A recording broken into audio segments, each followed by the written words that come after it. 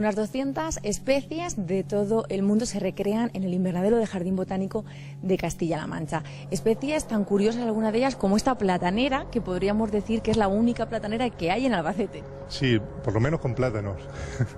De hecho, el año pasado recogimos algunos plátanos amarillos y están bastante buenos. Hombre, podrían haber crecido más. Sí, se pueden comer, lo hemos comido. Lo que pasa es que, claro, le falta un poquito de sol, no está en su sitio, pero bueno, es una planta que se ha adaptado bien. Y fijaos qué curioso los platanitos. Es originaria de Asia, de la parte de la India.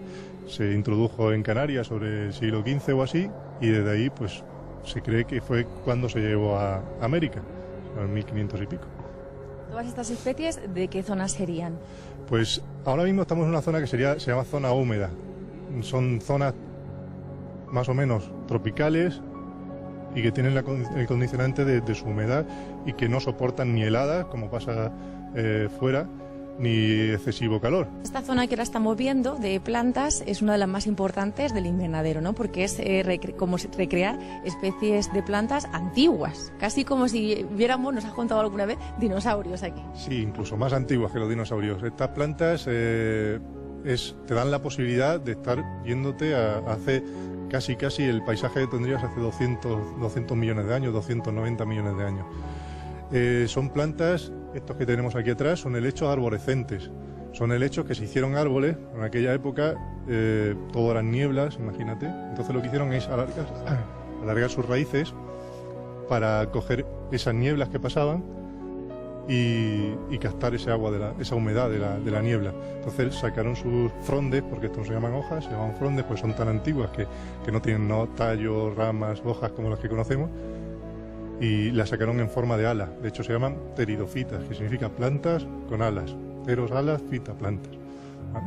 Entonces es una cosa que se pueden ver fósiles de estas plantas y todavía forman bosques, por ejemplo en Nueva Zelanda o en sitios como ese.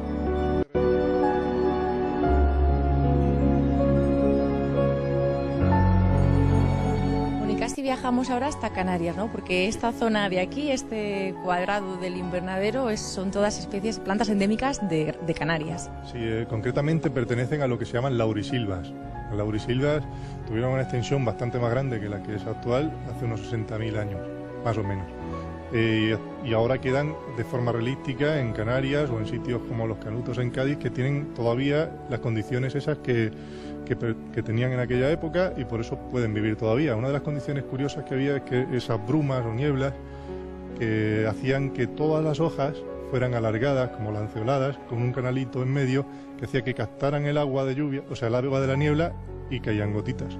Esta colección es importante porque son plantas endémicas o amenazadas, la mayoría de ellas, y porque no es habitual encontrarlas en la península, dentro de la península, ni siquiera en muchos jardines botánicos. Y estas son algunas de las plantas que podemos encontrar en los desiertos americanos. Sí, concretamente en la parte de Sudamérica estaríamos hablando de ágaves. El ágave, la yuca son de partes secas, desérticas de Sudamérica. Y podrían tener más que ver con las palmeras que los helechos que hemos dicho antes. Son unas plantas muy curiosas porque en aquellas zonas pocas cosas más crecen, y por eso de estas plantas sacaban cosas como fibra, hilo, y una cosa que probablemente conozca todo el mundo, el tequila. Lo sacan de las raíces de un agave americano. Y casi damos unos pasos y que llegamos a Arizona. Alejandro. Hemos viajado un poquito más al norte y nos encontramos en desiertos de esa zona, norte de México, llegamos a Arizona, y aquí encontramos pues plantas que han decidido, por decirlo así, han evolucionado para perder hojas y ramas y convertirlas en espinas, ¿vale? Y todos estos cactus pues tenemos desde los cactus arborescentes, estos que estamos viendo, las opuntias, que aunque a la gente puedan sonarle un poquito más, las palas o las chumberas, también tienen origen americano. Y en la parte de África, una de las plantas que más destacan, ¿no?, por así decirlo, es el baobab. Sí, esta zona está dedicada a las plantas africanas, que si os fijáis tienen la misma solución, acumular agua en los tejidos, son hojas gorditas, y tienen menos espinas que la parte americana, pues se desarrollaron en épocas distintas. O sea, cuando ya estaban separados los dos placas continentales, hace 50 millones de años más o menos. ¿Unos pocos? Sí, unos pocos. Y efectivamente una de las plantas curiosas es este baobab. recupera el agua, pero lo acumula dentro del tronco.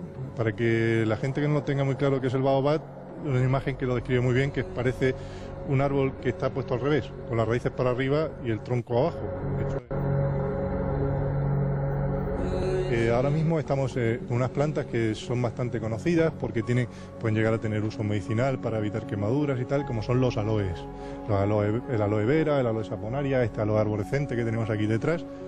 Ellas han producido esas sustancias para defenderse del sol, de los ataques de los hongos, de las bacterias, de todas estas cosas, y ha dado casualidad de que a nosotros también nos curan, efectivamente. Sin embargo, si pasamos hacia el otro lado, esta que tenemos con flores rositas y tal, esto es otra sección que se llaman euforbias, que le llaman también leche treznas o leche interna, porque tienen un látex blanco cuando se abren, que la sustancia que ya han producido con la misma intención que los aloes, a nosotros nos quema. En lugar de curarnos esas quemaduras, nos quema. También hemos buscado una solución, que es usarla para curar verrugas, callos, todas estas cosas. Alejandro, ¿y esta parte que hay aquí, de qué zona es? ¿Qué especies son? Pues igual que hemos visto la laurisilva canaria, esta sería la zona seca de Canarias. Encontramos una planta que es muy curiosa y además está amenazada, como es el drago. Esta es la Dracena drago. Es una cosa que se ha podido usar como ornamental en algunos sitios, pero aquí la tenemos que tener bajo techo. Esta planta que pasamos ahora es una choricia especiosa, le llaman palo borracho. Tiene forma de botella cuando crece.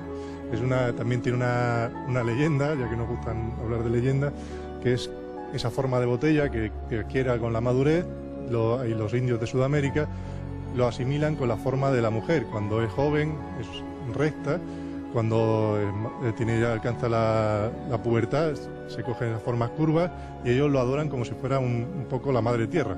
Las plantas carnívoras, esto que vemos que tienen jarroncitos, se llaman nefentes.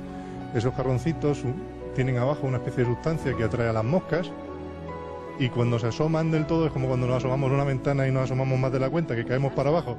Pues caemos para abajo y abajo pues lo que hace es digerirlas. Estas más pequeñitas verdes se llaman grasillas porque tienen una sustancia pegajosa en la hoja que pega a los insectos que van andando sobre la hoja. Pero sin embargo es muy pilla, por decirlo así, y cuando florece emite un pedúnculo, levanta la flor como una cuarta desde las hojas para que los insectos que son beneficiosos, que son los polinizadores, no caigan en su propia trampa.